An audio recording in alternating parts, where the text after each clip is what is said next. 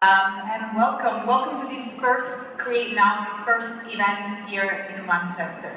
So, as Anna mentioned, my name is Paddy, and now I work with Adobe. I'm an Italian designer. I used to be based here. Fires, God forbid, arrested. So, as I usually say, graphic design saved my life, and I'm super excited here to be here today. Just a quick inspiration from the graffiti, what I've done, I used to have this Cornbrook here in Manchester, by the way.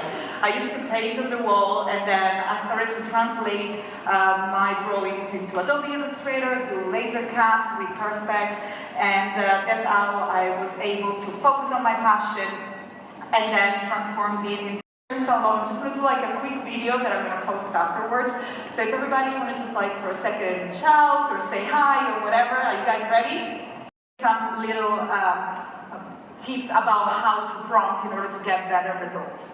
Now, it's very important for us to mention that I'm doing Adobe Firefly birthday in May, and of course how to mix structure reference and style reference. So I would say let's get started. As you can see here, you have a click, you have a little link to download the assets. So once you head into my website, and I'm just going to share with you real quick where you can find the slide. So it's and I'm wearing an astronaut suit.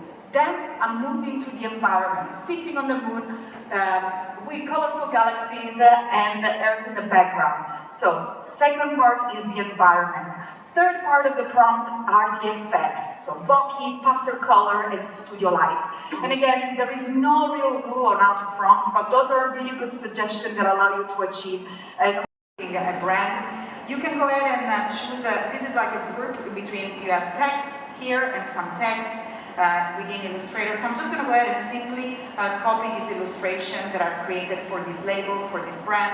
And as you can see, I'm just placing it on top of the image. It doesn't have to be necessarily on top of the label, but what it matters is that we go ahead and select them both. You want to have the graphic on top of the image, and then all you have to do is to head in Window, and then mockup. Mockup is still beta. That means that this is a technology preview that we're still working on. And all you have to do is to click on the mockup button. So what it will do is to read the image. So what is happening now in Illustrator while I speak is that Illustrator, that by the way is a flat image. So what Illustrator is doing is reading the image in its entirety, is trying to perceive the different shapes. And as you can see here now, I have the opportunity, and I'm still in Illustrator, to add my graphic directly on the mockup. And of course, you can always enter the graphic if you want. If by whatever reason, maybe your client asks you, let's go ahead and try how it looks like with a blue background. You can simply edit it, and it will update the mockup as well. Of course, here probably what I'll do is make it a little bit bigger. You want to stretch it. I don't have the time to do all of that. When I first got to my content creation journey, I was completely obsessed with the game FIFA as a 13-year-old high school student. And if you're familiar with the game, you'll know that it's every child's dream to have one of these, the very own FIFA card. So after following my curiosity, I found out that the only way that I could make it look like this was by learning the foundations of Photoshop. So that's exactly what I did. I spent the next 2 years creating these football edits where I'd create custom FIFA cards and I'd poorly Photoshop footballers to make it look like they played for different teams. And this did really well. I mean, I got 10,000 followers in the short space of 2 years, which was quite a lot for a 15-year-old kid. And I really started to build my first love for design. So that takes us to 5 years ago, when I actually sold that account for just £35 to ironically buy that FIFA game. So I had to wait for my next opportunity. Dotto started life as a brand design studio. So most of the kind of things that I used to work on were brand identity for arts organisations and theatres and sort of small independents, that kind of thing. So that's really kind of sort of pre-pandemic what the studio was. It's really graphic design studio. So here's some of the stuff, so you can see that. But it was always like typography and kind of led with a crisp, clean style.